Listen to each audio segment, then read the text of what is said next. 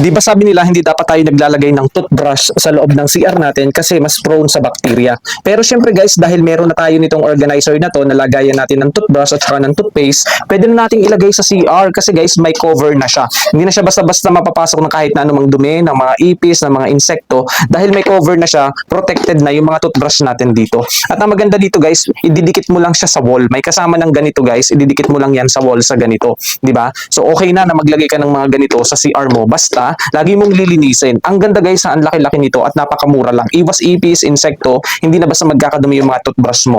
So, alam nyo guys, pwede rin siyang lagyan ng mga spoon and fork na mga kutsara at tinidor ninyo kung ayaw ninyong lagyan ng mga toothbrush at saka ng mga toothpaste. Pwede rin siya sa mga spoon and fork. Ayan. So, ganito lang siya guys. Kukunin mo, i-open mo lang siya ng ganito, then i-close mo ng ganyan. And kapag may tubig naman guys, may butas siya doon, then maiipon dito yung tubig niya, di ba? O, then itatapon mo lang. At madali lang siyang linisin ha. Sobrang ganda ng product na to at napakamura pa, di ba? Problem solved na tayo ngayon. Pwede niyo nang ilagay sa CR sa malapit din sa lababo na pinagtututbrushan ninyo at pinaghihilamusan ninyo ng mukha ninyo. So napakamura lang ng organizer na to. Ayan, oh, di ba? Marami kayong mailalagay dito ha, kahit ilan pa kayo sa bahay ninyo. Kahit 5 toothbrush pa yan, 6 na toothbrush pa yan, 10 kasyang-kasya dito yan guys. Di ba? Napakaganda oh. Sulit na sulit kayo dito. Sobrang mura nyo lang mabibili. Ang laki-laki niya, nakakatuwa. Napaka-aesthetic pa ng kulay. Kaya kung gusto nyo, check out na.